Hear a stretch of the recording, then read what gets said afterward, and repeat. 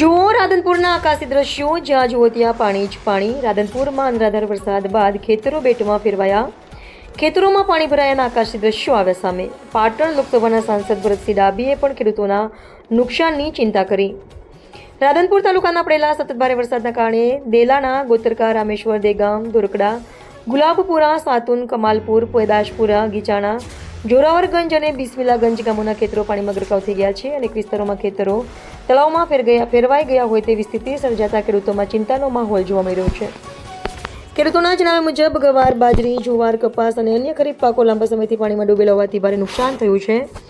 આશરે 100થી વધુ ખેડૂતોને સીધી અસર પહોંચી હોવાનો પ્રાથમિક અંદાજ છે. ખેતરોમાં ભરાયેલા પાણીના કારણે પાક સડી જવાની ભીતિ ઊભી થઈ છે અને આગામી વાવેતર તથા ઉત્પાદન પર પણ તેની ગંભીર અસર પડી શકે છે.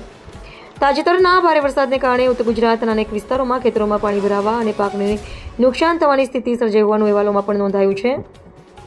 રાધનપુર અને આસપાસના વિસ્તારોમાં જળબંબાકારની સ્થિતિ ખેડૂતોમાં મુશ્કેલીમાં મુકાયા છે. અસરગ્રસ્ત ખેડૂતો દ્વારા તાત્કાલિક સર્વે હાથ ધરી પાક નુકસાનીનું મૂલ્યાંકન કરવા, યોગ્ય વળતર ચૂકવવા તેમજ પાણીના ઝડપી નિકાલ માટે તંત્ર દ્વારા તાત્કાલિક કાર્યવાહી કરવાની માંગ કરવામાં આવી છે.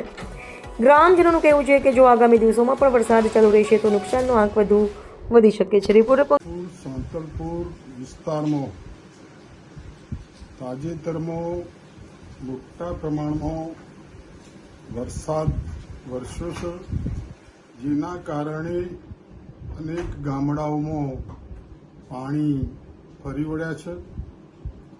રાજ્ય સરકાર અને એનડીઆરએફની ટીમ ખડે પગે છે. ભારતીય જનતા પાર્ટીના કાર્યકર્તાઓ અને એમએલએ લવિંગજીભાઈ પણ આ વિસ્તારમાં ફરી